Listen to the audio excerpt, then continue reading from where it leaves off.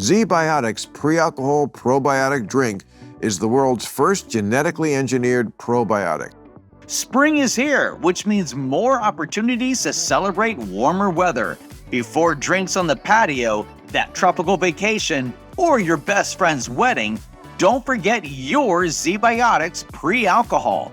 Drink one before drinking and wake up feeling great the next day. Go to zbiotics.com/random to learn more and get 15% off your first order when you use RANDOM at checkout. Club Random is brought to you by the audio marketing gurus at Radioactive Media. Amidst all of the current chaos, what are you going to do as a business owner or CMO to take steps to ensure your business survives and thrives during these economically shaky times? Why not utilize something stable for your marketing efforts by tapping into the power of podcast and radio? Go to radioactivemedia.com or text RANDOM to 511 today. Message and data rates may apply. Club Random is brought to you by Factor. I have some right here. Want to make this your best season yet? Skip the hassle of cooking and heat up a 2-minute meal from Factor. It's nutritious, fast, and get this, gives you time to actually live your life. Get outside instead of prepping and cooking indoors. Get started at factormeals.com/random50off and use code random50off to get 50% off plus free shipping on your first box. Yeah, I didn't want to say because it sounds like name dropping. Okay. Who was it? Abraham Lincoln. I mean, even though he's like the last guy I would have over here to Club Random to like have a That good would really a good make time. it random. Club Random.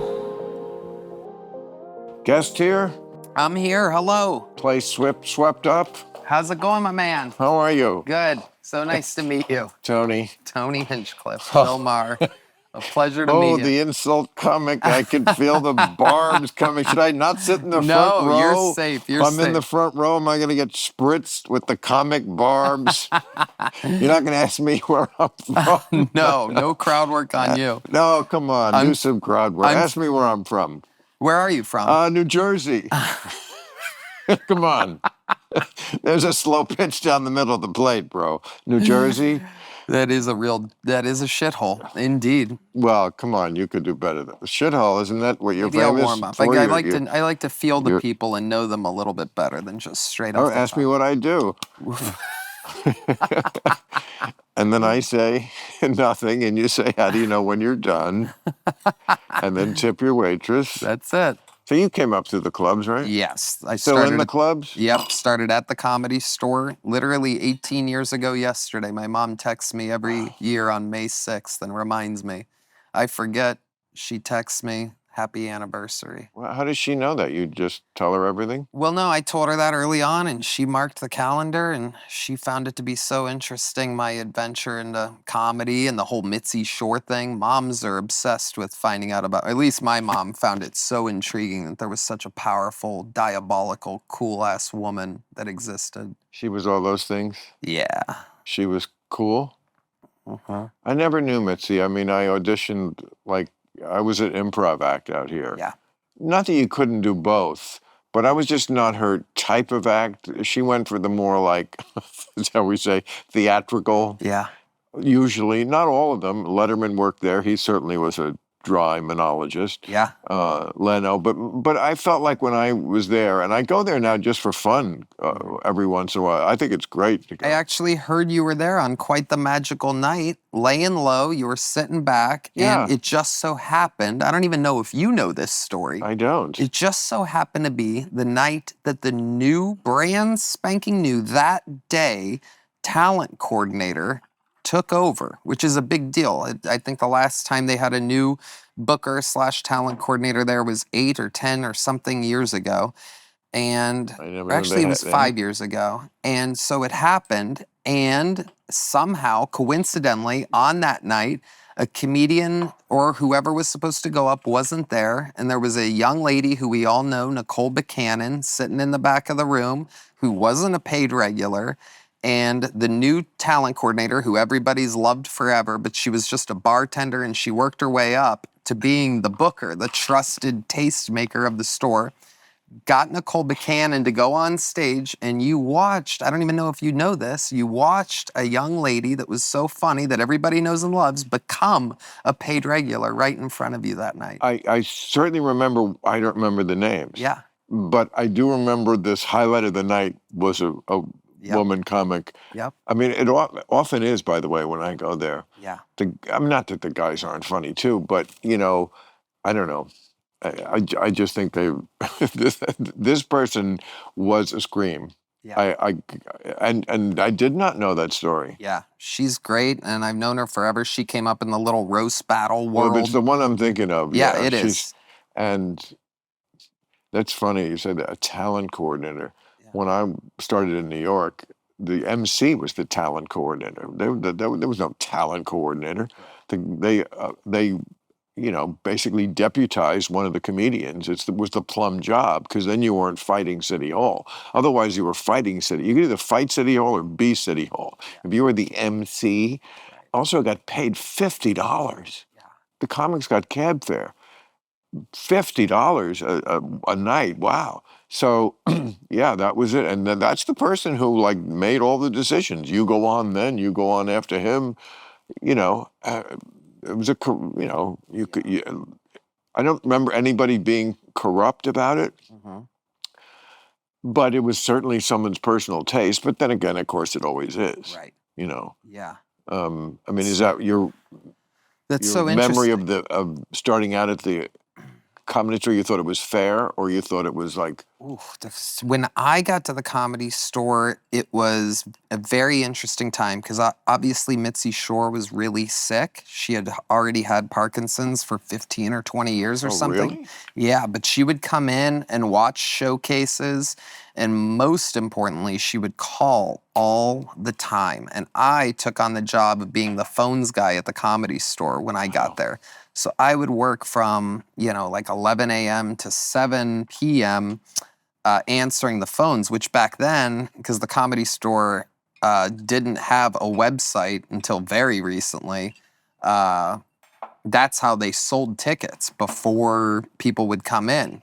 They'd call and they'd go, is there a show going on there? What do you guys sell, props or something? Like, people didn't know what a Comedy Store was, a lot of people. Right. And so I would answer the phone and tell them, oh yeah, it's a great show. I was often lying about how great the shows were back then, because it was kind of a dark time in 2007. But then all of a sudden, the phone would ring just like it would for a normal human calling to plan their trip a week out. And it would be, oh, hey, is Tommy there? What are you doing? Is there a lot of calls coming in? It's just this. And as a store guy, I mean, your heart would flutter. And it was just because famously she would fire people if she didn't like your tone, your voice, anything. She was famous for firing people on the spot. I mean, some people are hearing this and they're like, who the fuck are they talking about? But certainly within the comic community, she's legendary. The way, like, Sue Mengers, not everybody knows who that is, but she was the first powerful woman agent. Yeah. And famous enough that they did a Broadway show about her. Bette Midler played her. Huh. Do you know? didn't know that. Yeah, it was called. I don't remember what it was called. Like Come to Lunch or something. I used to go over her house all the time. I mean, I was lucky. She just was a fan and invited me, and she'd have the most amazing dinner parties with like whoever. She could just summon whoever it was. So it was like some of the new guard. It'd be like Daniel Craig, fresh from the latest James Bond, with Sidney Poitier and Joan Collins. But so Mitzi, I feel like, is similar in the comic world, and somebody should do a movie about her. It sounds like she's more of almost better as a character. Oh yeah, totally. I mean, that's something Comedy Store guys have always dreamed of, and it's a hell of a. I mean, the actual truth of her story is more amazing than. And she's Pauly Shore's mother. Yeah. Right? Yeah. People know Pauly Shore. Okay, exactly, which is interesting, because most people start with that. They go, that's Pauly Shore's mom. And it's like, yeah, but it's funny because her husband was Sammy Shore, who was also a comic. Yep. Not like a big comic, but not a failure, right? I mean, club comic. Yep. I think respected among his peers. Yep. You know, one of those types who isn't that too much of Morty Gunty, you know, they're not really household names, but the comics know them and some people know them. Yeah. You know, I don't know if Shecky Green, you know, I don't think is as famous as Buddy Hackett. Right. But as a comic, I don't see a huge difference. Right. Since they're both dead, Yeah. I can speak freely. Yeah. You know, so yeah. So he had it. So Paulie grew up, you know, in the cavernous attics of the Comedy Store, the haunted, but it's haunted, right? The Comedy Store. Don't Yeah. Yeah. you That's what believe they that? say.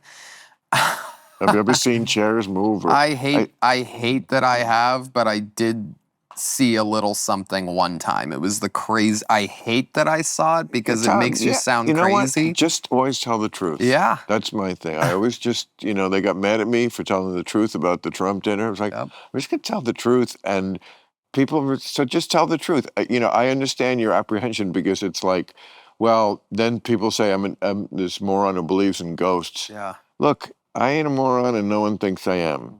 And I'm the first to say, I don't know if I believe in ghosts, but I know so many people who are not crazy people. They're not religious and they weren't drunk.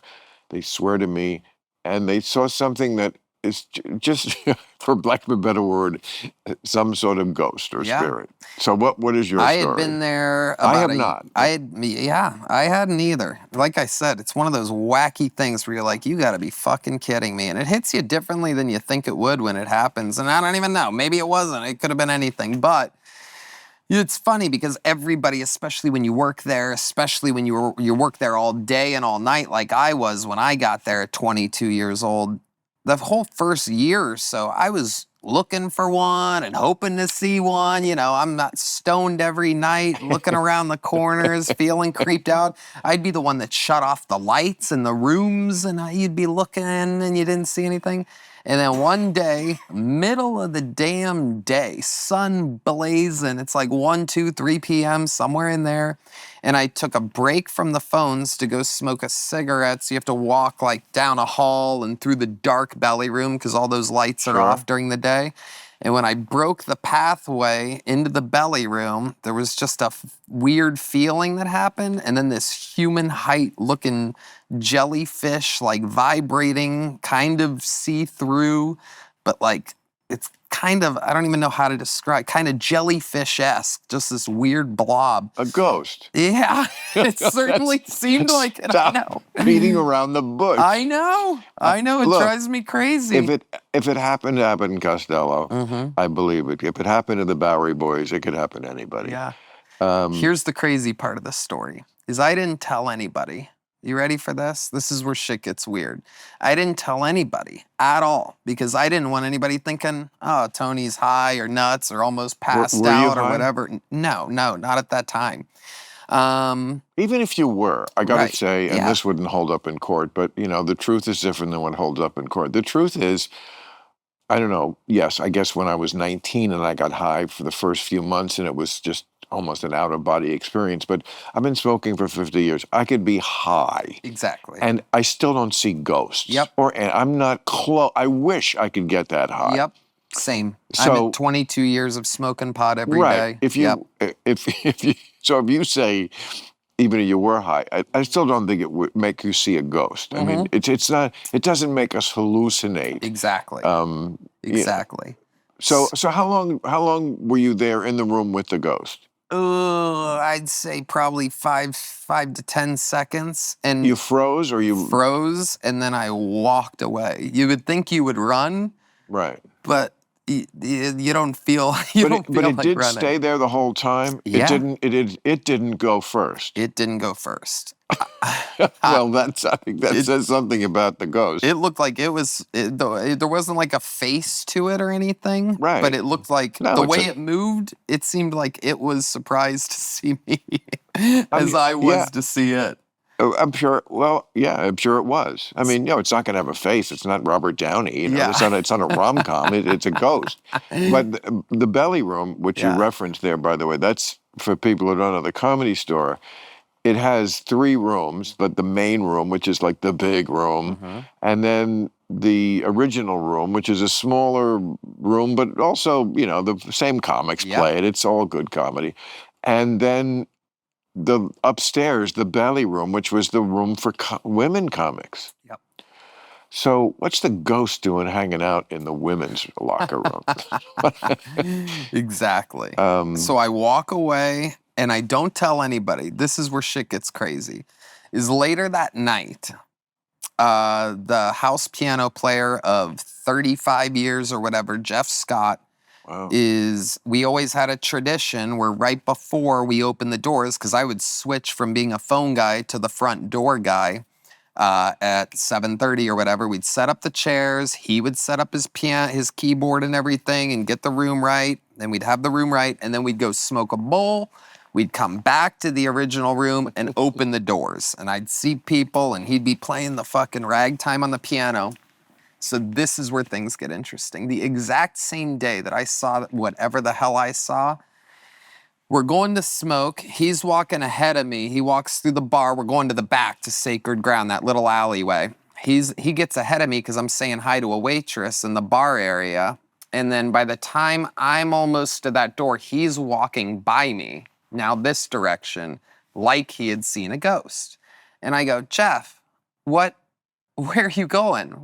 We're smoking. He goes, whoa. And he snaps out of it. And he goes, dude, I just saw something crazy. I go, what did you see? And I'm fucking tripping in my head because I literally am going, please don't fucking say a white kind of blobby jellyfish looking thing. Well, actually, it's better if it's just one yeah. ghost. Yeah. Yeah. Was it? It was. So it was the same ghost. Same exact thing, Yeah. except this time it was outside and it moved how he said that my thing moved, which No. was kind of like, yeah. Yeah, I mean, look, the other thing it could be is an alien. Mhm. I mean, again, I get the inclination to go, oh, please, that people might be thinking or that we might be thinking about ourselves. But I'm sorry, like I say, I've just heard this from too many times from people, and there's just nothing wrong with saying, I don't fucking know. And the alien theory, also, there's nothing unscientific about the possibility that there is other life in the universe, or that such life has been monitoring us, or that such life is already among us. I always say everything that happens in movies then happens in real life. You know, the premise of what's the big one where they're Will Smith and Men in Black. Yes. Men in Black, yeah. You know, it's not like that. But could it be? Yes. Mhm. Why wouldn't it be? Right. And it's the problem with talking about this stuff is that, especially with someone like you who is, I don't know if you should tell me. I'm very curious. Your reputation now is as a right winger because you did the Trump rally and told the Puerto Rico joke, which is a great joke. You know, yeah. It was in the mix. It's a whole fucking conundrum. You would love to know the story because you would really understand it from a comedian's perspective. Like, I'm going there to kind of, you know, to do this thing about how, you know, free speech, this and that, and make those kinds of jokes. But I had a whole thing written and planned, you know, to go into the teleprompter. And that Puerto Rico joke was actually a joke that I had done a bunch in my stand-up, and it's part of a bigger joke with more front end and a longer back end. And like what? I'm curious. Well, it was you know, basically at the end of the normal joke, I go, you know, I'm talking about the problems in the world, right? And I go, and I don't know if you guys know this, but there's a floating island of garbage in the middle of the ocean right now. Yeah, I think it's called Puerto Rico. Yeah, And it's just the point of the joke is that people picture, obviously, Of in my course. mind, obviously, It's the Great Pacific Garbage Of course, Patch. it's the classic misdirection. Yes, which I'm obsessed with, by the way. I can't believe nobody ever talks about the fact that there's an island of do. plastic as big as Texas. Oh, I do. Yeah, On my show. it's I do. wild, right? Oh, I did a whole fucking thing. And it's in the fish, it's in our sushi, Yes. which means it's in No, us. I've it's said in it our... here also. If there's anything that's going to get us, they could possibly fix a lot of the air pollution because there are new strategies and technologies that are coming online. I can't describe them to you, but basically ways to clean up, But the ocean, no, they don't have that at all. And they don't have a way, apparently, to get off plastic that you could sell to the people. I think they die before they gave it up. And they don't have a way to get it out of us, really. That one worries me more than air pollution, more than anything is plastic. Yep. But no, there's no doubt it's insulting to Puerto Ricans. But, I have been over the same territory. I mean, I don't think I would do exactly that joke, but I certainly have done many that have been objected to. And my thing was always, you know what? Everybody has to accept, in the framework of comedy, insults. Yeah. We just, and they're never fair. Yeah. When we do a joke about the French surrendering, they did surrender, to the Nazis. It's not like they are really more cowardly than anybody else. They planned badly, and they built something called the Maginot Line to keep out the Nazis after World War I. But they forgot to build it all the way to the ocean. So the Nazis just went around it. It wasn't cowardice, it was stupidity. Right. Polish people are not especially dumber than anybody else. Yeah. But they got that. Right. Supermodels don't always throw up. Right. But, and that's the thing, is like, the jokes, are they fair? They're not. Right. And we all just kind of have to suck it up for the sake of comedy. That would be my defense. I totally agree. Luckily, the Puerto Ricans, and I knew this going into it, and I knew it at the last second when I was doing it at 2:30 in the afternoon, which was another terrible problem. If there's one thing I was upset that was about, in the afternoon, that rally? It started in the afternoon, and it was supposed to go to the evening.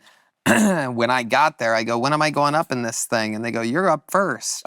Can you imagine? Oh, you opened for the Trump rally. I went up after the goddamn national anthem. But did you do it because you're a supporter of Trump, or just because it's an opportunity and a paycheck? Was it a paycheck? No, it wasn't a paycheck. I did it literally to hopefully, get some, hopefully, if only 10,000, not to mention 100,000, maybe 200 if we're lucky, actual people to vote for him. Yeah. Oh, so you did want people to vote for Trump? Yes, without a doubt. Okay. I think he gets a weird rap in this world, man. And, we're going to have to break off on that point. Let's face it, after a night with drinks, I don't bounce back the next day like I used to, and I hate to waste a day, so I had to make a choice. I can either have a great night or a great next day. That is, until I found pre-alcohol. Z-Biotics Pre-Alcohol Probiotic Drink is the world's first genetically engineered probiotic. I kept hearing about pre-alcohol and wondered what it was actually like. Now I get why everyone's talking about it. And with their GMO technology, Z-Biotics is continuing to invent probiotics that will help with everyday challenges of modern living. Z-Biotics Pre-Alcohol Probiotic Drink is the world's first genetically engineered probiotic. It was invented by PhD scientists to tackle rough mornings after drinking. Here's how it works. When you drink, alcohol gets converted into a toxic byproduct in the gut. It's this byproduct, not dehydration, that's to blame for your rough next day. Pre-alcohol produces an enzyme to break this byproduct down. Just remember to make pre-alcohol your first drink of the night. Drink responsibly and you'll feel your best tomorrow. Spring is here, which means more opportunities to celebrate warmer weather. Before drinks on the patio, that tropical vacation, or your best friend's wedding, don't forget your Z-Biotics pre-alcohol. Drink one before drinking and wake up feeling great the next day. Go to zbiotics.com/random to learn more and get 15% off your first order.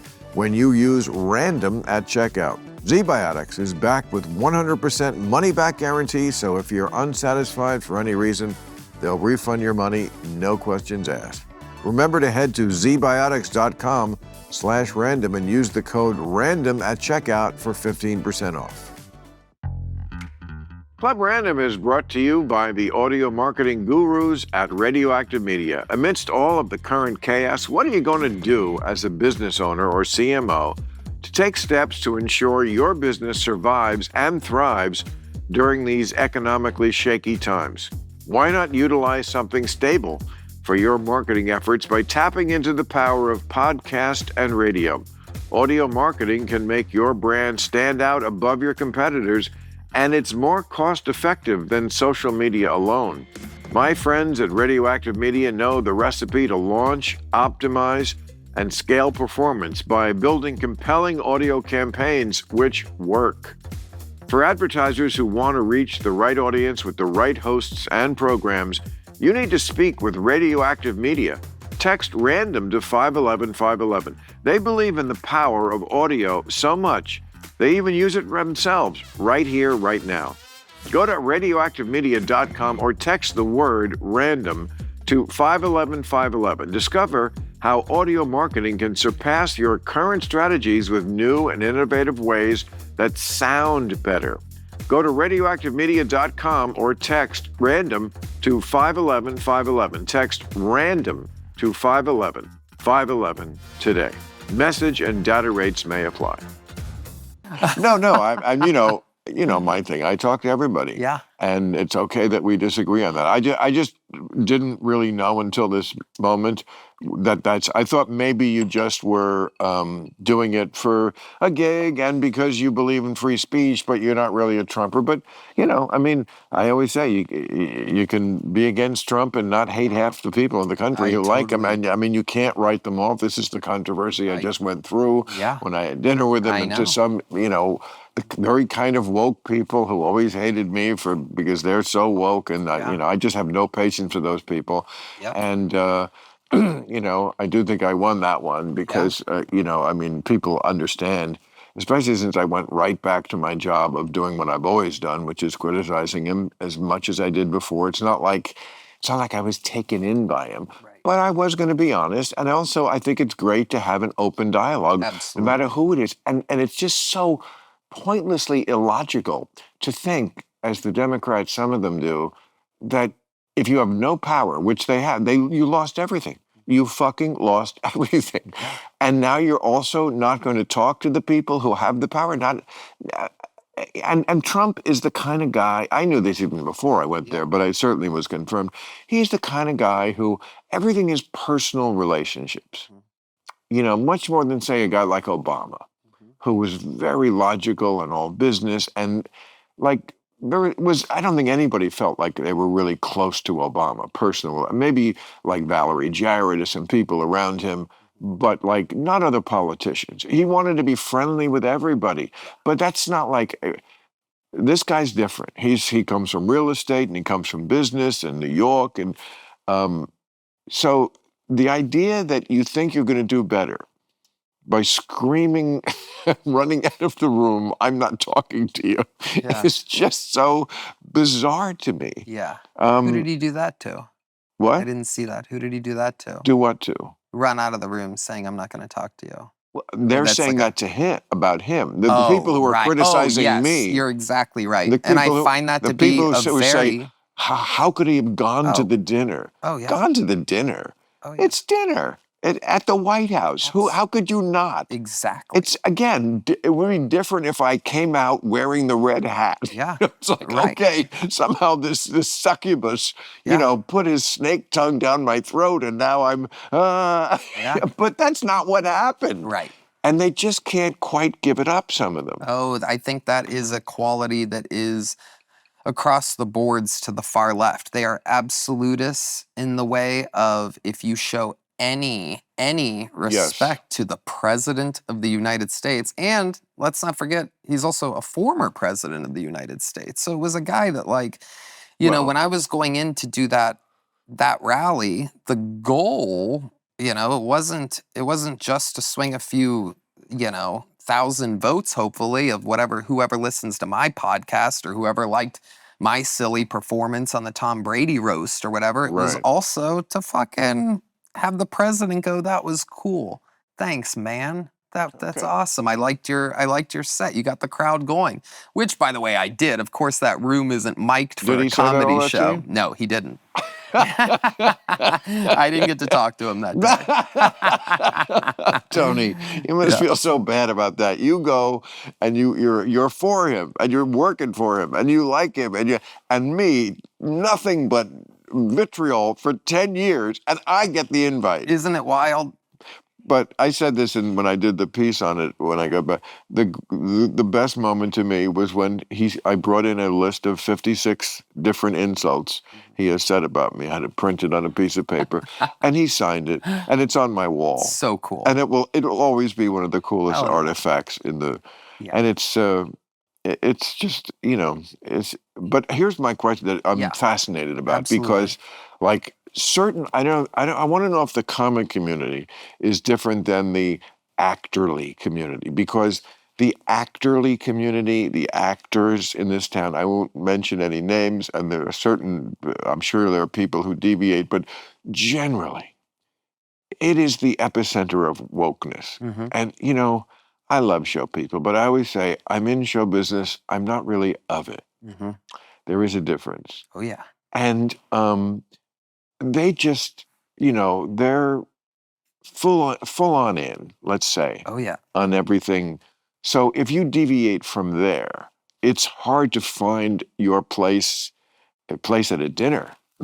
No one would invite you out. I mean, the right-wing types, or even the Clint Eastwood, who's a Republican, but not that far right. I mean, because he's Clint Eastwood, I'm sure people would still have him over, but they are just very clubby about the politics. Yeah. What I want to know is, does that pertain in the comedy world? Like, because you're a Trumper, Mm-hmm.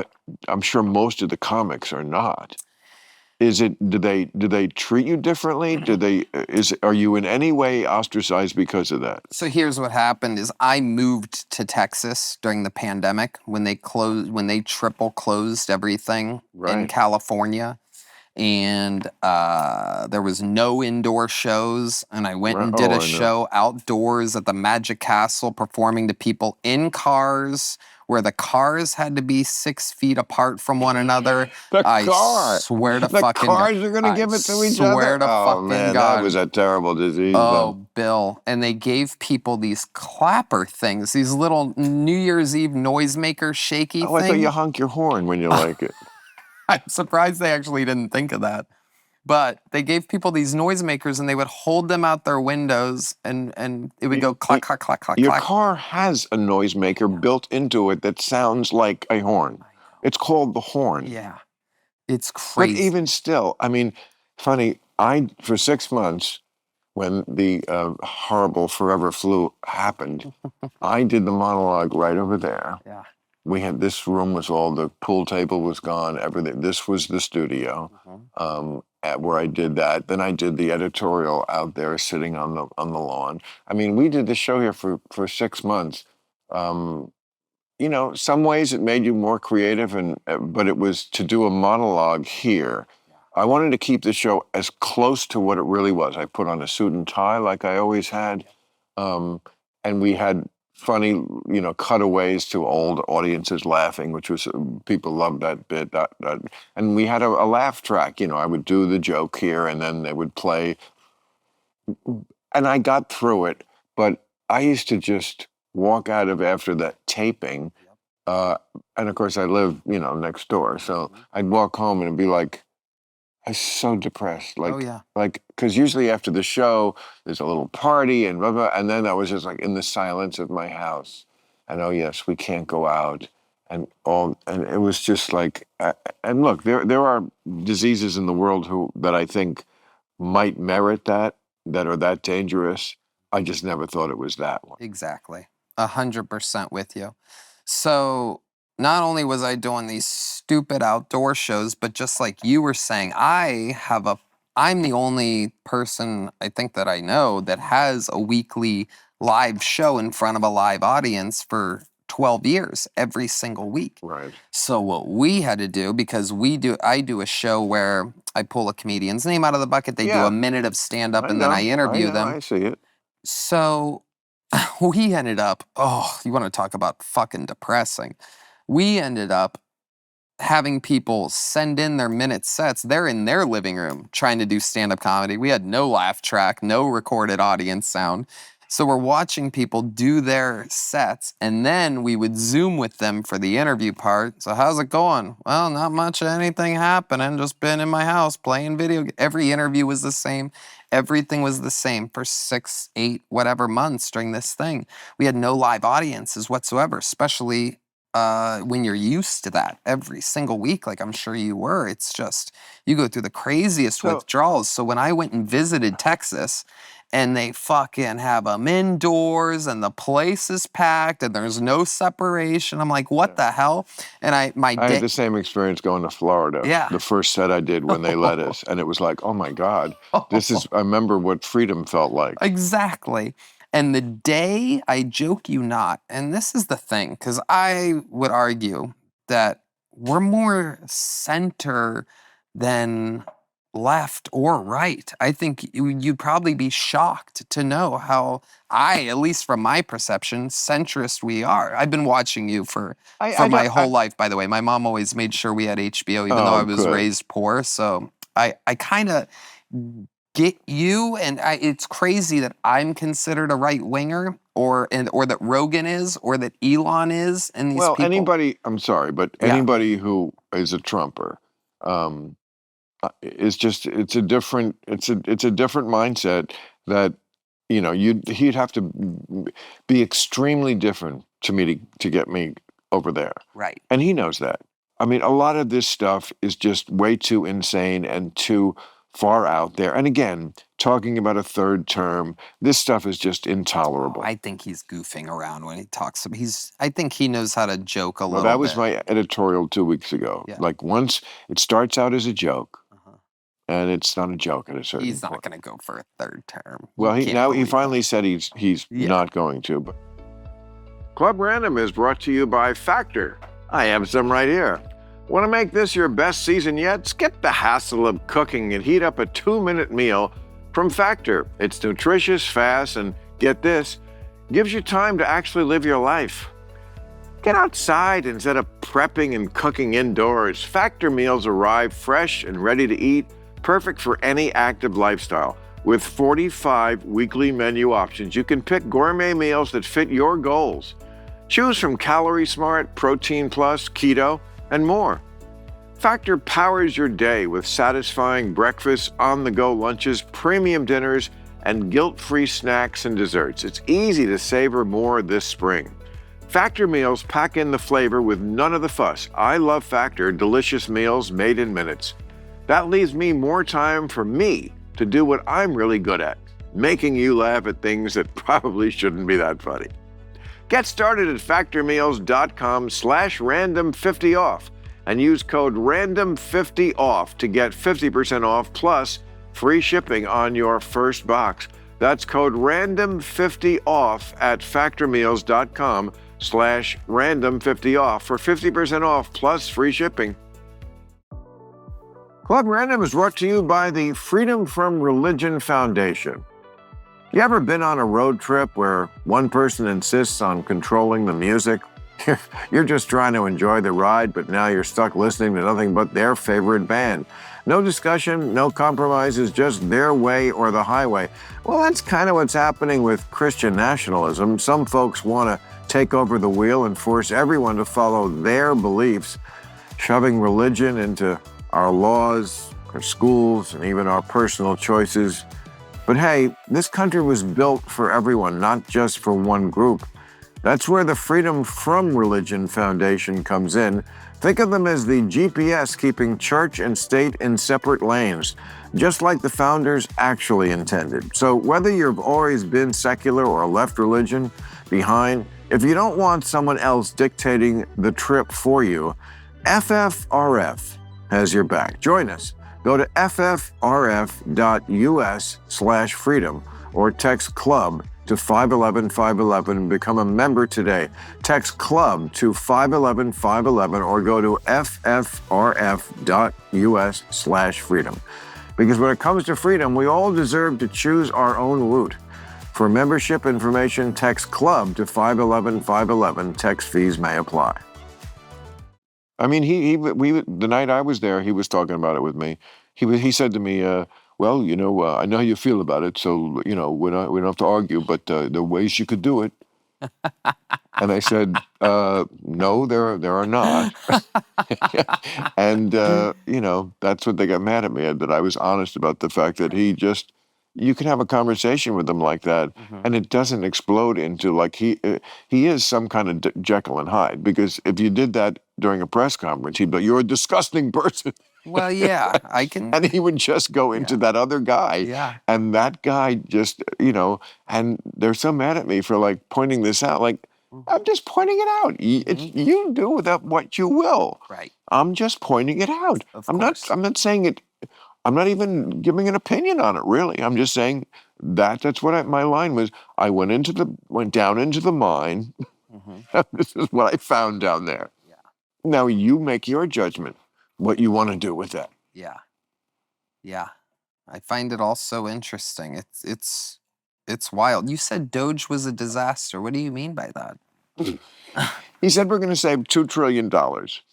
By their best accounting, it's a minuscule percentage of the budget, like 150 billion, and it didn't even work. The budget, the deficit, it's all worse than ever. They're at some point going to have to deal with that. What we pay on interest on the debt now is the second highest thing we spend money on. Yeah.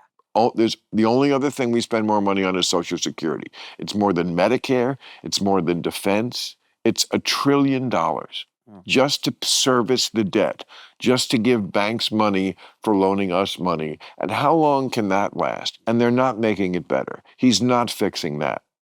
Look, it's a wild situation. His superpower is that he can turn on a dime and change his policy on anything. And because it's a cult, they will just follow him. So tomorrow, he could change any of these policies. And he's done it a million times with people. He throws them out, invites them back in. I love you, you're the greatest, you're the worst terrible person. And, so do I love that kind of unpredictability? No, but the possibility that, even if it's a slim one, that he could, say, you know what, Republicans need to tax the rich. I ran on helping the common man, and I'm going to do it. I don't think he's going to do it because they never do it. But he could do it. I mean, this is a guy who just last week said, kids, you don't need $30. I'm done, need $2. 2 fucking dolls. By the way, what kid even plays with dolls anymore? And then he says pencils. Pencils. I can't remember the last decade I even owned a pencil. A pencil? For what? Yeah. But like, you don't need 30 pencils. You need 5. You need $2 and 5 pencils. I mean, and I cannot imagine another political leader being able to get away with telling people, fuck you. You think you're middle class? You're the working poor with a house full of crap. That's what you are. And you don't need all that crap. But, when you got the cult leader status, boy, I mean, it is amazing what you can get away with. Yeah. I think a lot of people look at it as a tactic, kind of. For example, when he came in the first time and, guns ablazing, tough on immigration, build a wall, build a wall, build a wall, build a wall, and people don't want to come in. This time he's flying people back to places and all this. I think he knows that he's publicly doing things to kind of lower the bar of people that are willing to illegally immigrate. Things like that, for an example. Well, he knows what he's kind of publicly doing to play. Well, what he's doing is working. Yeah. As far as stopping people from coming in. Yeah. If you ask me, it's not worth the price. It's not worth the price of suspending the Constitution of the United States, which says you can't just take people off the street and put them in a foreign prison. That is just insane. But if the message is, you know what? You always had a free ride. If you thought you could come here, the worst that was going to happen is, oh, all bets are off, go back. No, you didn't make it. That's the worst that could happen. Probably you're just going to stay here. His message is, well, no. Right. If you come here and we catch you, it might be worse for you. And, you know, that is a deterrent. It is working. The number of people, you know. I think, so every action has a reaction. Right. Like Biden went so fucking stupidly far toward a pretty much come one, come all, just walk right in policy. Yeah. And they have to own that to a degree. Right. Again, I do not support what Trump is doing, but I get where it comes from. Yeah. Action, reaction. Right. If you go that far, almost to your point you were asking me a minute ago about who's more right or left. Yeah. Like, if you go that far left, what do you expect? You are going to get people who come in and go that far right. Yeah. So in a way, and if you don't win the election, that's what's going to happen. Yeah.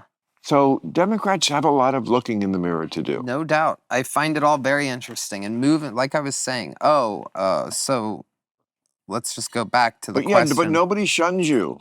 I was just going to get to that, which is, you know, and since I moved to Texas. Oh, because you're not in LA. But exactly. but you're in LA sometimes. Sometimes. But what I've learned is that, especially after the rally election debacle and everything, is that the farther left, even though they don't make it their identity or maybe talk about it on stage or whatever, the farther left people, comedians really, you know, they'll just talk shit on a podcast or they'll pretend like, you know, me and Rogan and everybody in Austin's a bunch of Nazis and all. You just have to agree with everything they say or you're not part of the club and all this crap. Meanwhile, again, you know, it's like we're all pot-smoking, pro-choice. If you're going to call us far-right crazy people, you have to realize we're all formerly registered Democrat voters, and so is Rogan, and so is Elon, and so is Trump. All these people are famously old Democrats. Okay, but that's not where we are now. They're not Democrats now. And I understand why the Democratic Party gives them the heebie-jeebies. That's different than being all in on Trump, which they are. But see, I have to believe that the comic community is just better than the actor league community. Oh, without a doubt. Because our business is calling out bullshit. Yes. And so it's just harder to be so doctrinaire about your politics. It just is. Yeah. I'm not saying that most of us comics didn't vote the Democratic Party. Yeah. Yes, but there's just more of a, if you're gonna really do what we do and we do what we do best and call shit out and keep it real, which is what gets the good laughs, the good nutritious laughs, not the cheap laughs. Oh, yeah. You're going to be having to call out some stuff on the left, even if it's not, you know, specifically political. Right. It's just the leftist kind of thinking and that kind of stuff, because they are as crazy in their own way. They're just not as dangerous. Right. You mean the left isn't as dangerous? The left is not as dangerous.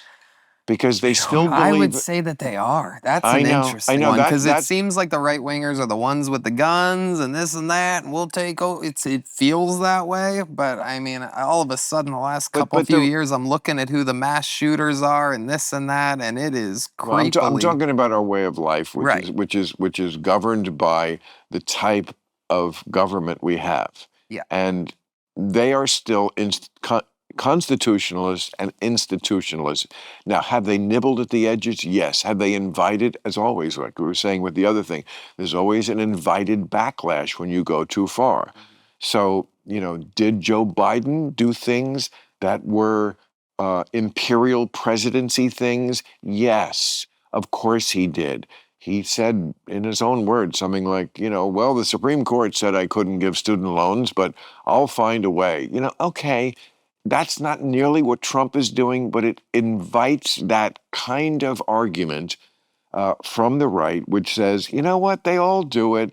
And yeah, you know what, that's the problem. If you move a little bit here, Trump's going to go, oh, well, but king me. I'll just Yeah. jump over you and go 10 steps further and worse. Yeah. And so that's where we are. But yeah, I don't think they are equally dangerous because one side really would like an autocracy. They really don't want to have to deal with the left wing at all. They think the left wing is such an existential threat to our way of life that it would actually be better to be an autocracy than to be a democracy where they might win. And I would be very surprised if the next election is one that will just go smoothly. It only goes smoothly like the last one when they win. When they win, it goes smoothly. When they lose, it's a shit show because they don't accept election results. Nothing is more important to me than that. You have to accept election results. That's the basis of everything. Right. And they're not there. Yeah. You have no thoughts about the fact that perhaps because, it was a lockdown and everything that, and, extra reviewers, like from both sides could be in the voting areas and stuff, You're still saying the 2020 election was not fair? Because even his own security team said it was fair.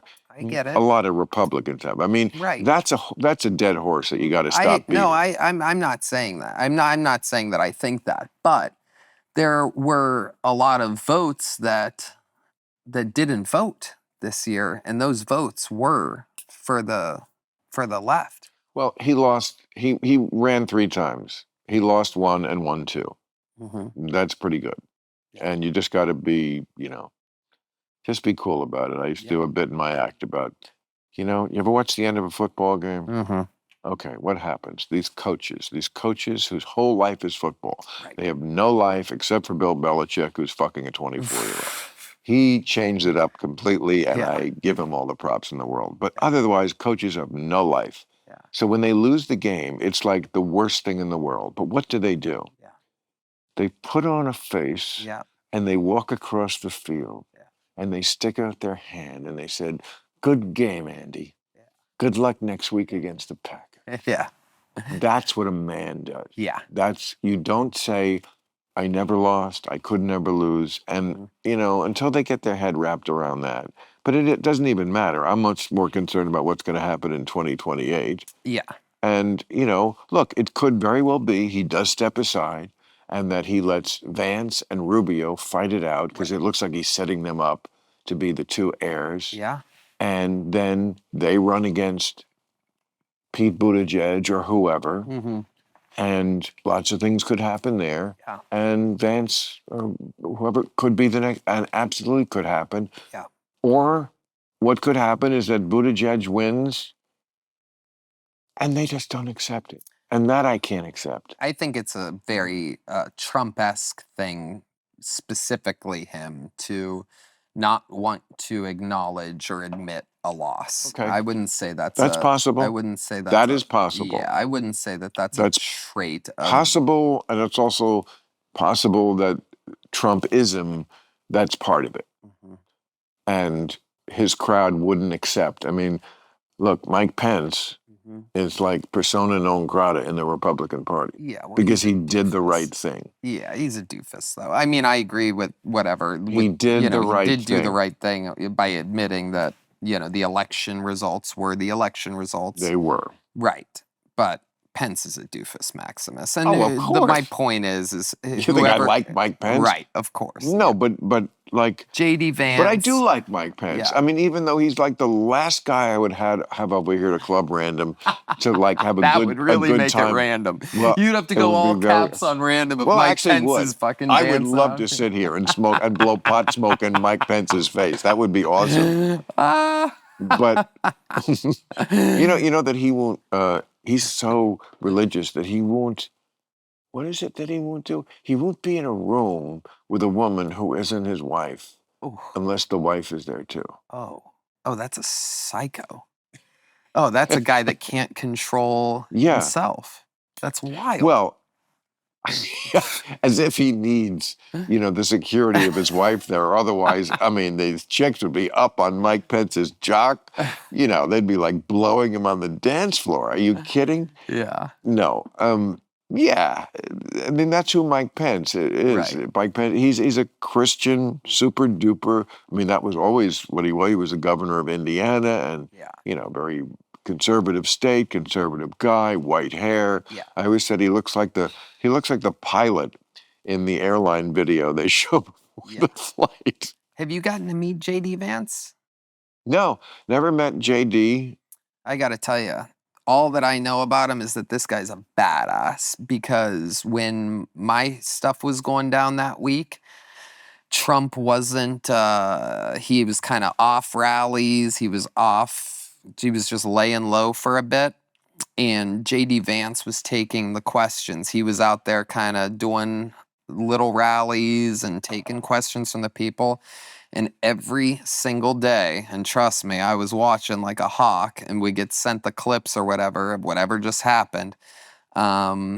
They would ask him, what do you think about the racist comments from from the speaker? They were calling me everything but a comedian. They could not say the word comedian. That's hysterical. Which I think it really backfired. That would piss me off. And when I was at the inauguration and everything, trust me, they were all high-fiving me and kissing my ass. Of course, at the inauguration. But they look at it like it was a massive part. They look at me doing what I did and accidentally, right? It couldn't have been planned. Accidentally being the news for 9 goddamn days during an election week. Stop pretending you don't love it. It put you on a different level. It definitely did. Don't try to sell me that you're suffering from this. But during not at all. But during the time, it was very stressful. Yes, of course. Just like my thing with the dinner was. It was stressful. But you know what? I didn't mind it because it was like, you know what? First of all, most of the people I'm hearing from are like, thank God for you and what you're doing. Even the liberals, it's like they got it. And also, common sense. I'd rather live on, when is this, die standing than live on my knees. Absolutely. Just like, it's one of the great compensating things about being a comedian is that that's what we do get to do, is to speak our mind. Mm-hmm. And very few people have that luxury. I mean, God, talk to a publicist for any star. They don't want them to say anything. Right. Because anything is potentially, I mean, Justin Timberlake once apologized for, complimenting a black singer. I can't remember who it was. It was a cultural appropriation. It's like, I'm so sorry. I'll do better. What's the problem? You say you like Otis Redding or whatever the fuck it was. It was so ridiculous. Yeah. So publicists like, just don't speak. Yeah. Just don't speak. And you see it on talk shows, like they play games with them. Mm-hmm. Like, let's play tiddlywinks, and if you lose, I throw water in your face. Yeah. Great. I don't have to say what I think about Gaza. Right. And we do. Yeah.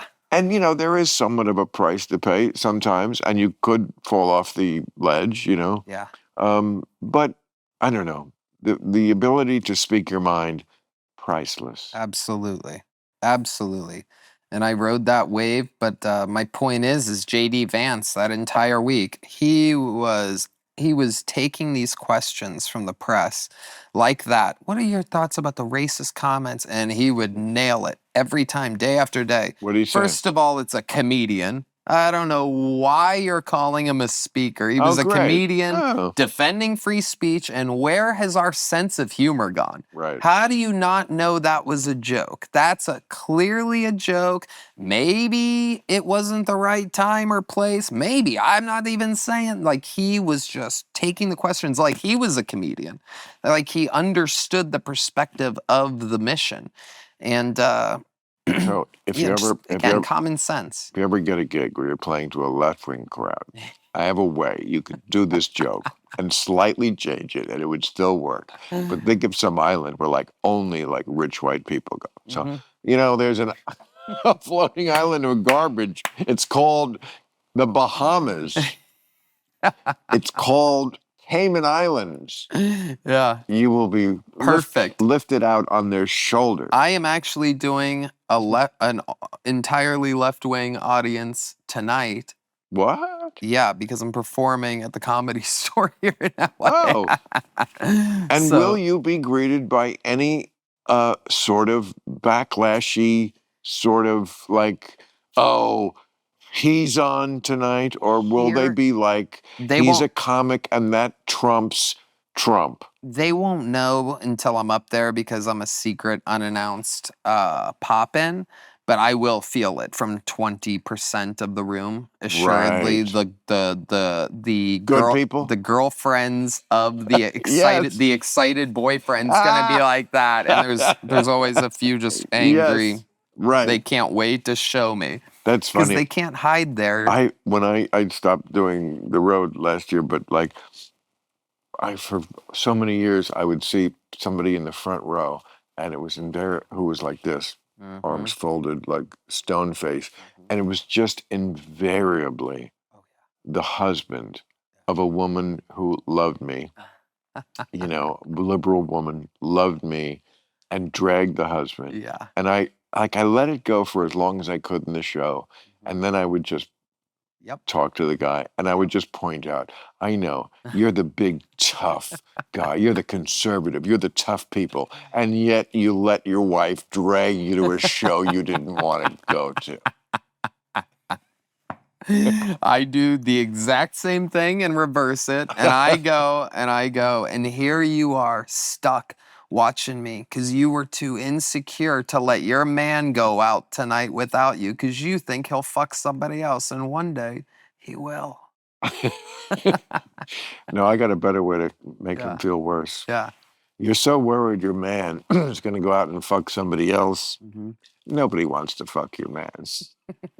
You can stop worrying, sweetheart. This is not an issue that's going to come up. Oh, he'll flirt, but no one will take him up on the offer.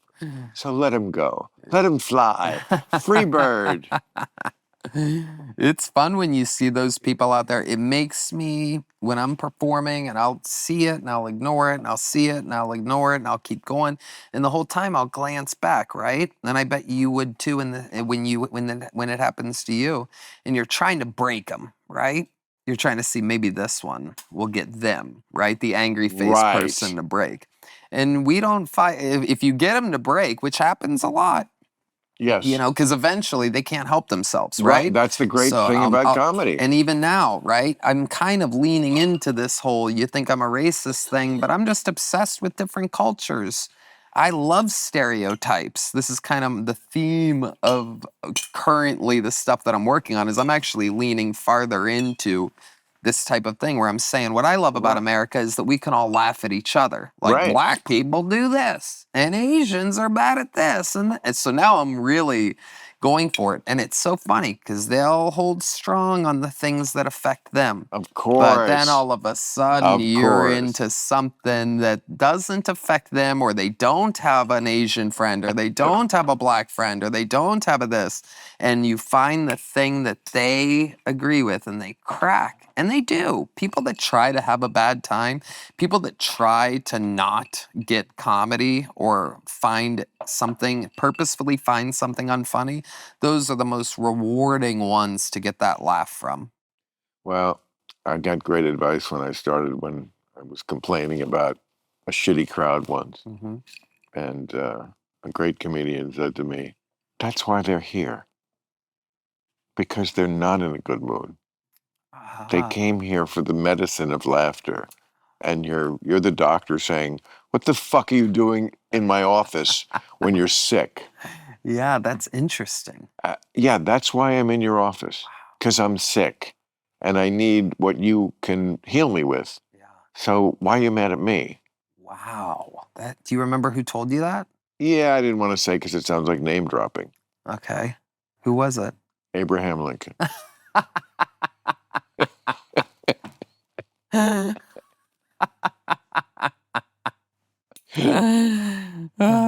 That's So fucking funny. tonight you're going on the Comedy Store? Yeah, I'm gonna do some secret pop-ins tonight and tomorrow, and Wow. doing an arena in Anaheim on Yeah, Friday. you got a big thing going Yeah, on. yeah, That's fun, right? it really is. It's a blast, man. 18 or actually 17 years ago, I was sleeping in the back seat of my car behind the Comedy Store. I used to park up on the hill, work my shifts that I was telling you about, and then you'd walk up the hill because I didn't even have the right to park in that little parking lot yet.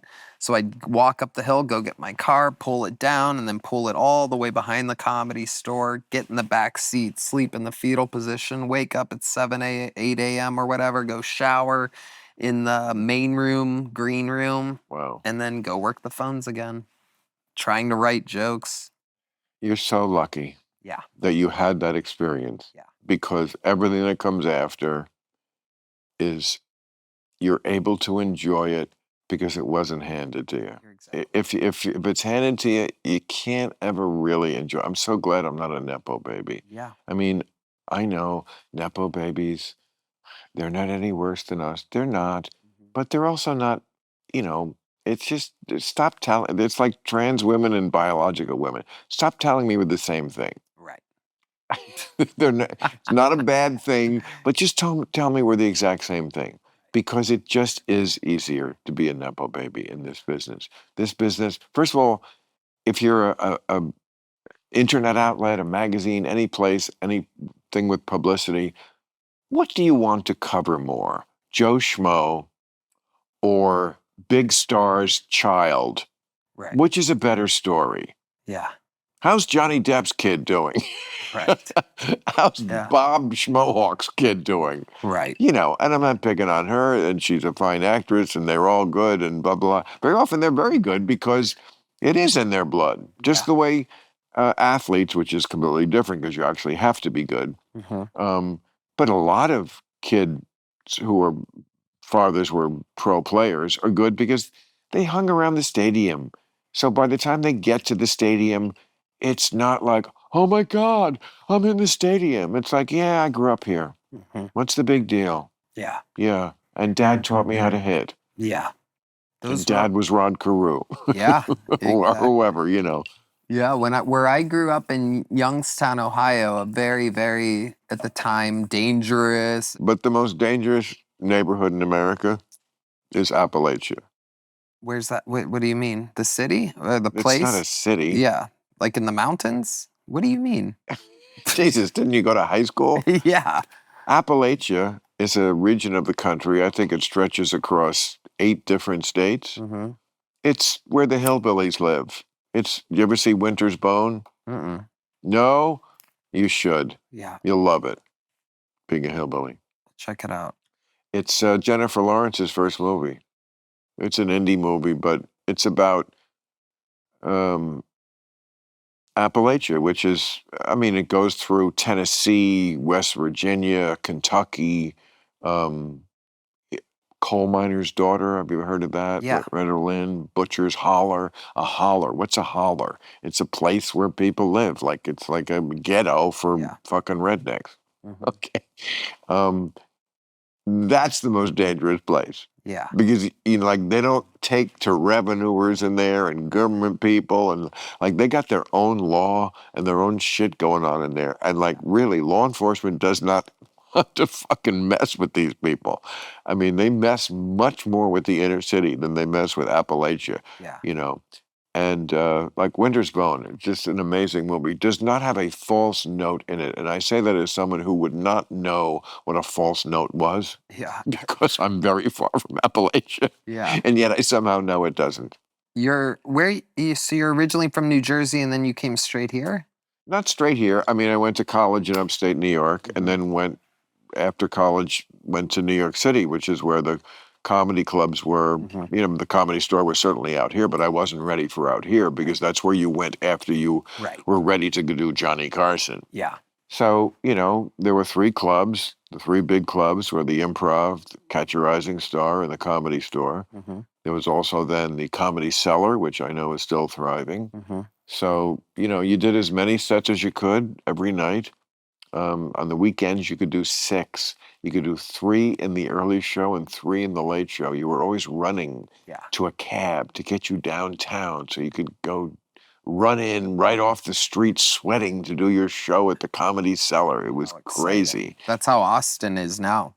What? There's Austin has that much of a comedy scene? Dude, there's 8 comedy clubs within like a few blocks of each other. So it's not even cabs and rushing. You can literally walk it. You can tell the person there, I got this. So Rogan has one. That must be the Rogan has one. Granddaddy Club, right? Yeah, and it has 2 rooms Oh. with 2 shows a night. So you could do 4 shows at that one club alone. Holy shit. Yeah. And you do? Yeah. Sometimes. Really? Still? Yeah. Oh, yeesh. If I have, even if it's only just one joke or one line that I'm really excited about, I'll do the whole set just to be able to figure out where to slide that in. I feel like really, when I really felt like I was good was when I made the decree to my agents or whoever was doing this, I will never do more than 1 show a night. Yeah.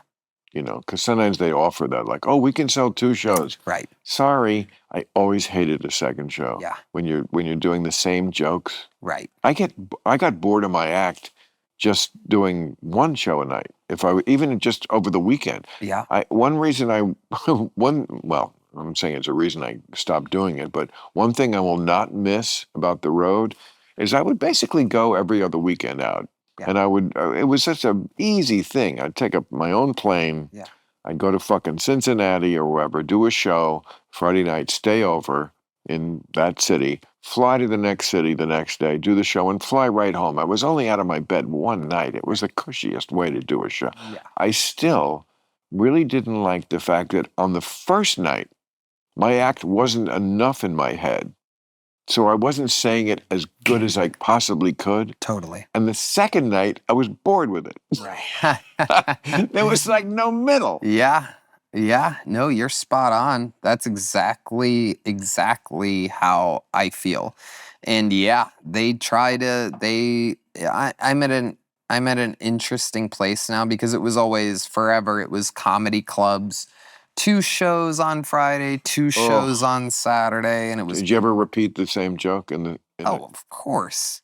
Oh, are you kidding me? Oh, you mean in the same second show. set, thinking that you or not thinking remembering. you hadn't done it in that show. Honestly, and I can't believe I haven't. This is an unbelievable fun fact, is that I haven't. There has been 2, 3, 4 times all time, and I'm talking about hundreds of road sets, in which I've gone, I didn't already do that, did I? Or have I? Or in the setup, have I? You said that out loud? Right, yeah. Oh, well, you Which would, is you basically would know, the same. because they would not laugh the second time. Right, exactly. And then they would look at you like, you fucking fraud. But then again, you fucking phony. There's also a part of me when I'm on the setup and they're kind of giggling and I'm wondering if I already did it. That's the worst. Yes. It's like, because Yes. it's like the 2 orbs of your brain. The one half is saying, no, this is the logical half. I know I didn't do this joke because we're going by this order. Yep. This is why we're doing it in this order. Yeah. And the other half of your brain is going, I think we did this in this show. And I'm wondering if they're laughing because I did it and they think I'm doing it again, like in order to just be funny, right? No, I did it once. They don't laugh. Right. They look at you like you're an asshole, which you are. And again, I smoke a lot of marijuana, and so you just don't know. Well, that's why you know, it's a gamble out when there. you do more than one show, you have to have a specific order. You don't have the freedom to fuck around. Yeah. Like I love the idea, I always loved in stand-up the idea of I have a structure, but I can like go away from it. Mm-hmm. But then I always come back to it, you know? It's like being out in space on one of those spacewalks. Mm-hmm. And it's great out here in space. But because they're going to pull you in, unless a space storm happens, like it does in every movie where they do it, they get marooned out there. Yeah. But then Sandra Bullock somehow winds up back on Earth. Right. I mean, that was amazing, right? Terrible ending. Really? No. Oh, because But it's funny you mention that because literally I had my bi-weekly talk with my agents today, and they're like, and yeah, we'll be doing these shows before you get ready for your special taping in a few months. So here's what we're gonna do, da da da da da da da. And if these sell good, we'll add another show. And I go, no, no, no, no, no. Good for you. We're not Yeah. doing another show. I go, I know you guys want me to do another show, getting 10%, Right. sitting on your same ass that you would back at home looking at the ocean waves. Right. But I'm the one that has to do the goddamn show. There's no chance. Oh, right. And so, I literally, what's funny is this was only 2 hours ago. I literally said, I think I burnt out all my stem cells in my body doing all those grinding shows when I was younger, because I just find it so exhausting. And it's also, there's just more energy. I don't think there's been a scientific study on what we do at all, really. But I think the higher the expectations of the crowd, right, that watches you every week, that's going, I don't ever go out, but I bought a ticket for this. I worked an extra shift this week to be able to get this ticket. Right. And you feel that. You feel that. It's not the old days where I I'm love going, that. Yeah. I mean, I love, if I had to summarize what I loved the most about doing stand-up on the road, it's they want me to do something that they feel only I can do for them. Right. And then I do it for them. Yeah. That's it. Yep. Because there's so many choices. I'm not saying they never buy a ticket to another comedian, but there are a limited number of, most people don't go to a lot of comedy shows in a year. Yeah. So you're one of their 1 or 2 or 3 favorite comics. So like you obviously do something that tickles them in a way that others don't. Yeah. And they want to get that from you. And I love being the hero. Yeah. I love delivering. Yep. And that's, I think, what I miss most about the road. Yeah. But I was very surprised this year being home all the time. I don't miss it. Right. Like, because people don't understand, it's such a maintenance factor to have an act. I mean, I had my show. I don't even count this podcast because I do zero preparation for this, obviously. I just show up and get high, which is great, which is a whole different thing. But an act you need to maintain. Yeah. I compare it to playing the cello. Totally. You can't just pick it up 3 weeks after you didn't play it. Yep. It's an everyday kind of, it's a mistress. Yeah. And you got to feed her. Yep. And, if you're Bill Belichick, give her all the deeds to your property. I've been defending Bill Belichick in the green room of the mothership. Sweetheart, I am Bill Belichick. Okay? I'm Bill Belichick without the 9 Super Bowl rings. Yeah. People in the green room have been talking shit about him, going, this girl's running his whole everything. I go, what are you guys, what, first of all, you don't know what you're talking about.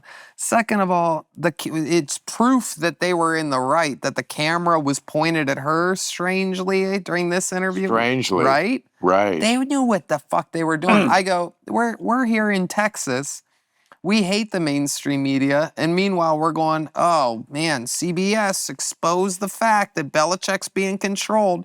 When have we ever agreed? When have we ever not thought they were up to something shady? And then I said, what was up with that reverse camera shot right on her? And then they started to like, oh, okay.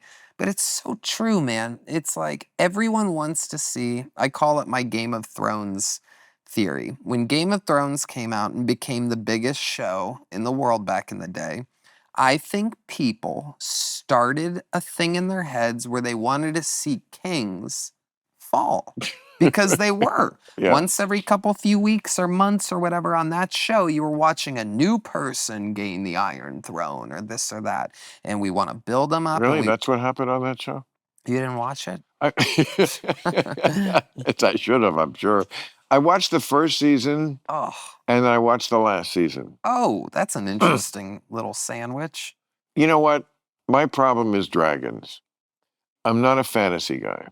Like I was a history major. Yeah. So the history part of it, the part that looked like an actual medieval kingdom, Mm-hmm. I loved. Mm-hmm. And I could tell you about medieval kingdoms till you fell asleep. Yeah. I really It could. wouldn't take long.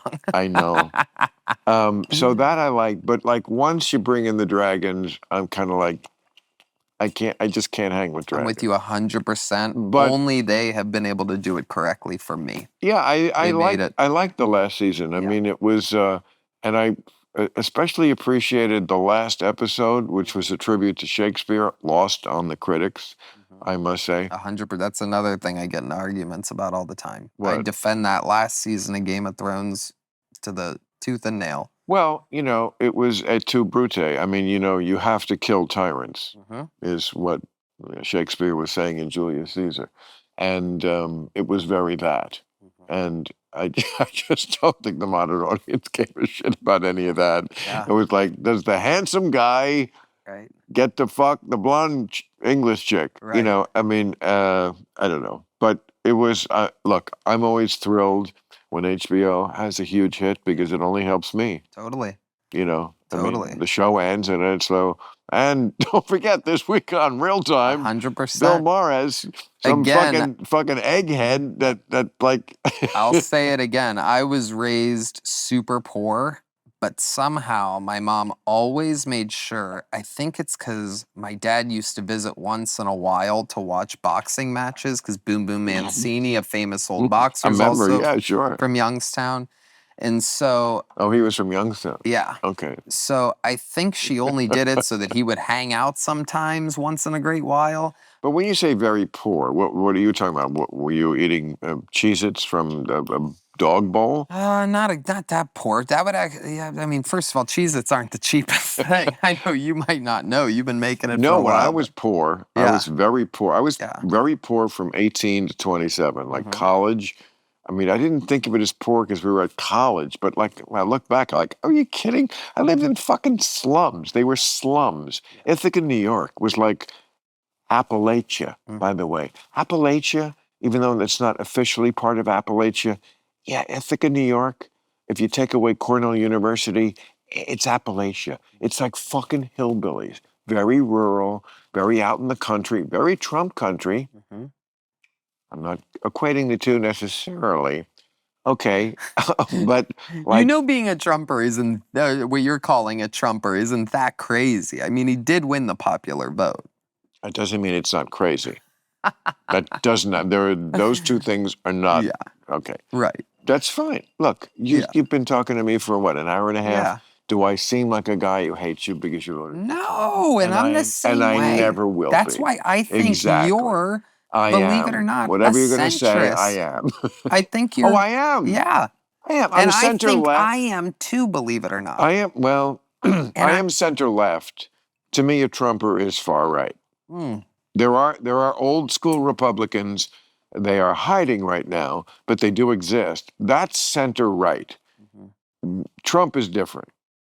But we already went over that. Yeah. What were we just talking about? It was so interesting to me. Damn it. What was it? Oh, I'm the one I had smoking pot. HBO when I was younger. Oh yeah, so you were poor. Like tell Right. me what constitutes poor for you, and then I'm going to tell you what constitutes poor for me because I have poor when I was in Ithaca, Mm-hmm. poor when I moved to New York City, really poor. Mm-hmm.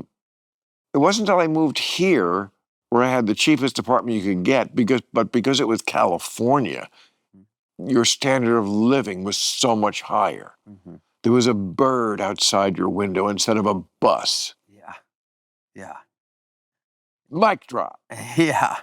California. Yeah, mine was a different. I was a different kind of poor when I first moved here, which was fucking looking for goddamn nickels and quarters on the ground and picking up every job I could. And there was even a period. How often do you find a nickel on the ground? Back then, it was more often because they actually used coins back then. It's like pencils. I know exactly. Pencils, nickels. But yeah, I was raised pretty poor. My mom made sure that I went to, believe it or not, it's impossible to sound poor while saying that you went to the private school in town. But I did go to the private school in town. She forced my dad, they were never married. They were in separate things. It's a whole crazy ass story. But she made sure that my dad contributed enough by getting her work, running numbers, being a bookie in town. Really? Yeah. So that she was able to put me through a private school, make sure that I always had a decent pair of shoes and HBO. So it's the wildest thing. That's all you need. That's all. That's all Shoes you and need. HBO. I swear to God, those were the two things I had that all my buddies had. It's not TV, it's footwear. That's right.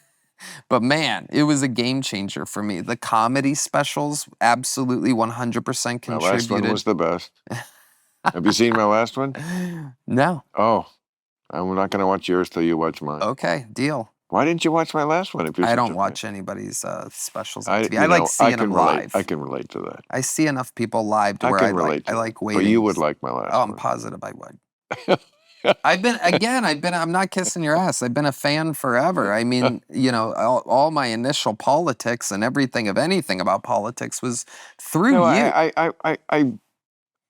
I don't want to pat myself on the back and say no one else could do this, but I do want to ask the question: why can't anyone else do this? I just don't see that many. That many people, just talking to somebody else who, yes, may be a Trumper, and just not seeing them as this monster who you can't talk to. Right. I mean, and I'm not going to convince you, and you're not going to convince me, and we just accept that. Yeah. And I know what their answer is, which is how can you? These people are doing A, B, and C. And I'm like, you know what? I can't disagree with that. I don't agree with A, B, and C, especially if A is disappearing people and B is, not listening to judges and blah, blah, blah. But, okay, we tried we're superior to you, you're deplorable, we're not talking to you. In fact, we can't have dinner with you because you're so... We tried that method. Yep. We tried I'm in the Oval Office, but I'm putting the folders in front of my face because I can't be seen with this person. I can't. I'm like, they'll never guess where we are. Right. Crazy. The gold won't give it away. Crazy. We tried that. And maybe that has... very little success. My method has a very little success, but that one has zero. Yeah, no doubt about it. That one has zero chance of success. And again, these people, I feel like your people, they feel very slighted. They feel like they were called deplorables. You don't want to even have dinner with us. I mean, there's no question about it. The mainstream media, which was, obviously very defensive of the left, really did it to themselves. I mean, calling people Nazis, people calling me a speaker when you know damn well. I'm a Nazi. Larry David said I'm a Nazi. He did? Well, he said I had dinner with Hitler. Oh, yeah. I mean, and by the way, and I think literally when we say we do it to themselves, how dare anyone call Trump Hitler?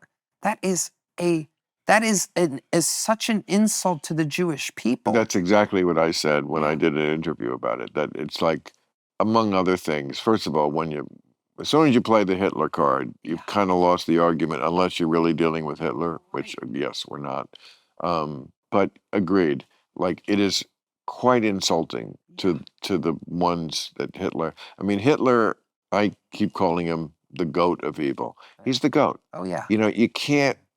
Don't try to, don't enter that conversation who was better than Michael Jordan, okay? Right. It's Hitler, all right? Yeah. Hitler's Michael Jordan of evil. Yeah. All right? LeBron's great. It's different. Yeah. 6 rings. Yeah. 6 million people dead. Yeah. It's just stop it. Yep. There's different eras of it. Genghis Khan was the Wilt Chamberlain. Genghis Khan. I don't think people give Genghis Khan enough credit for as much of a mass murderer as he was. Oof. And also, a mass spreader of semen. Hmm. They estimate that something like 11% of people may have like in Eurasia may have Genghis Khan blood. Yes, absolutely. He made up for all the people he mercilessly killed by fucking endlessly and impregnating so many people. So, I mean, you got to balance the good with the bad. I mean, either the sperm sample cup is half full or it's half empty, and I like to think it's half full. Yeah. That guy did a lot of Well, that's medieval history. I loved Yeah. the. Yeah. I mean, would you like to hear about Genghis Khan and the? You know more? Oh, of course. Tell us more. Well, Let's go. You have any more pot? this is yes. Oh, you want pot? Yeah. Why don't you say so? I'm Sorry, bro. Are you smoking cigarettes? I thought that was your jam. I do both. Okay. Thank you. Yeah. I got a lighter. Oh, okay. So, well, Genghis Khan from Mongolia conquered both east and west. He got all the way to a city that I can't remember the name, but it's currently Beijing. And then went all the way almost to the Roman Empire, but stopped. I mean, they conquered Baghdad. I mean, wherever they conquered, they were very tolerant of different ways of being and different religions. What they were not tolerant of was any sort of objection to being subjected to Mongol rule. Right. Then they would just fucking kill everybody. Yeah. But if you were like, okay, we're part of the Mongol Empire, they were actually very tolerant. Huh. But nobody was more merciless or more successful for a long time. The reason they were stopped is because their warriors, which were the fiercest in history, they were raised on the grass steppes of Central Asia, and horseback. They ran out of grass for the horses in their conquering swath. And once they couldn't get enough grass for their horses to feed, they couldn't fight. And once they couldn't fight, they couldn't keep conquering. Wow. Yeah, so they never got to Rome. Yeah. If they did, the conclave that was going on right now would be very different. Yeah. You know what I always found interesting? Oh, that's good. About Genghis Khan was, when they buried him, I'm sure you know about this because it's so fascinating. When they buried him, the people that buried him got killed by people, right? And the people that killed those people got killed by people. Yes. Yeah. Yes, that's exactly what they did. So they wouldn't know where he was buried. Right. This is the part of the podcast where people are going, I guess the pot kicked in. Oh, wait. They're talking about Genghis Khan now? What happened to the Comedy Store? And Trump? Now we're on to Genghis Khan's killing everybody? It is kicking in, yeah. But what people will say, because we were talking about ghosts, honestly, is that I guarantee this is they're already writing this, and it hasn't aired yet. See, he's a Trumper, believes in conspiracy theories. Okay, so they're gonna compare this to like Hillary ran a pedophile ring out of a pizza parlor. Now, Tony, you don't really believe Hillary did run a? Okay, good, because a lot of Trumpers do. See, this is why people have some reason to be suspicious. That's the farthest extreme of the. It's not of the Trump side of things. Really, what percentage of people who voted for Donald Trump, or in the, let's put it this way, what percentage of people in the administration? You don't think people like Pete Hegseth and Linda McMahon and I don't know, some of these people, Pam Bondi, you don't think they believe in things like that? I mean, Bobby Kennedy came out for chemtrails the other day. Did you see that? No, I didn't see that. And I like Bobby Kennedy, and he sat right there. Yeah. But chemtrails? Yeah, it's an interesting one. The not hard for you. Well, hard for me. I just don't. How the story was told was I'm so going to get you invited. You. I can't believe they. By the way, I can handle this with, well, really any number of phone calls right now. But since you're so true blue, you should definitely get the like White House treatment, and he'll show you the whole fucking White House. Let me tell you, Yeah. I he love it. likes showing off the White House, and I don't blame him. Of course. I don't blame him for a second. I saw Kid Rock's White House a few weeks ago. Have you heard of this? What's that? Oh my God. He's got the Southern White House. He mimicked his house. It's literally a Southern version of the White House. You ever visit Nashville? Of course, Well, I played it. next time you go, if you happen The to Ryman. Don't you yeah, play the Ryman? yeah. Always was one of my favorite stops. Oh my God, it's one of the very few perfect venues in the world, I think. A great venue.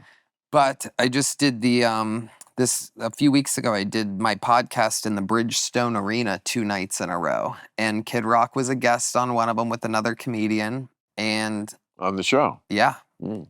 and it was a lot of fun. And we ended up going back to his place. Actually, we were there a couple nights before.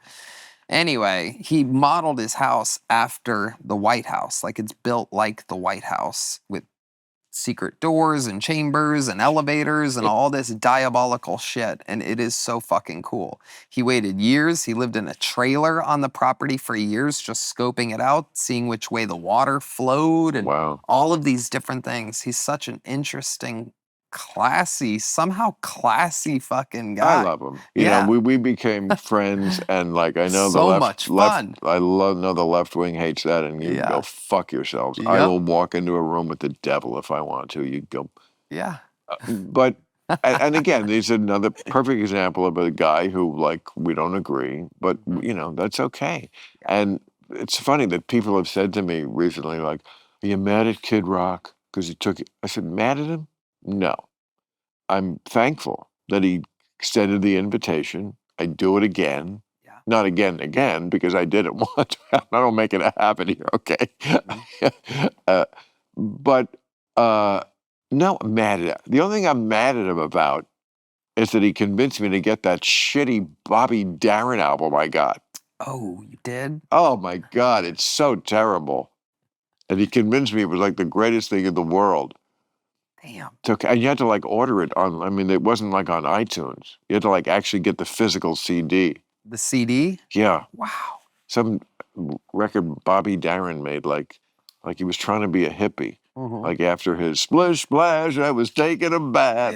Yeah. Yeah. That's interesting. I don't know why, but no, I mean, you got to accept. Yeah. You know, that's one of the things I've really come to appreciate about these last couple of decades in my life that I didn't get when I was younger. Mm-hmm. Acceptance. It's everything. Everything is acceptance. I would almost argue that it is a quality of, and again, I'm not a very political guy. I consider myself a centrist, but I would almost argue that it's becoming acceptance and that type of invitational, let's break bread energy somehow is becoming slightly a more quality of the right. And that's why being called a racist, that's where everybody really fucked up. Because sure, Appalachia, I get it. Correct. But I live in the middle, smack dab middle of Texas, granted in the more liberal part of Austin, Texas. But I get out a lot, and I golf out 45 minutes that way or that way or that way, and I'll go hunting that way and that way. There's all these different parts. And those people, if a black person walked up to their goddamn door, they would be, in my opinion, a lot of them, 1,000 times nicer than a suspicious, wacky liberal that's not used to welcoming people in or being a good neighbor. But that's near Austin. Sure. I'm also just talking about the road. I'm still out there. I mean, honestly, both things exist in America. And I would say, first of all, when I say accepting, I mean accepting of someone's personality. I don't mean accepting of their political policies. Right. So don't anybody write in and say, Bill Maher said he should accept Trump. No, I don't accept Trump's bad policies. I accept humans. On the other thing, there was a story maybe a couple of years ago of some black person walking up to some white guy's door for a very innocent reason, and the guy just shot him. Some old fuck. And my answer to this is always, these people do exist in America, but they're my age, and it's not a growth industry. Racism, it's just not. Right. Those people, they do exist. They do still exist in America. Or just the person, I know people of color who've said, I went into this store in, fucking the Panhandle in Florida, and I just got that happens, a harsh look from someone just because your skin is browner. That absolutely does exist. Totally. But I also have been more on the page of trying to get my mostly liberal audience to understand you're not doing yourself any favors by pretending that America isn't a very, very different place than it was 10, 20, 30 years ago. 50.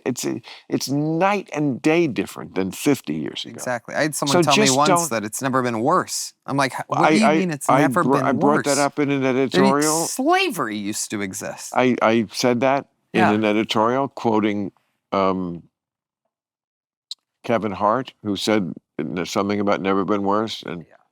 And then I said, worse than like 100 years ago when we had when they bombed the shit out of, what was that city in Oklahoma where they just destroyed the entire city? Tulsa? Yeah, Tulsa, the Tulsa race bombing.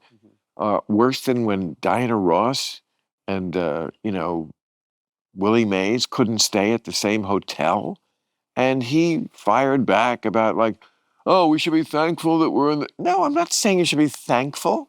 Right. That's not the point, and you know it's not the point. Right. I'm saying things are different, and to say that things are worse than ever is just delusional. And it's not And it's the good. kind of irresponsibility of, and I love Kevin Hart, but that's a fucking... when people say things like that to where it's absolute, right? Things have never been worse. That's dangerous. With great power comes great responsibility. LeBron James put out a Instagram post that went super fucking ballistic the week of my shit. And the video started with me.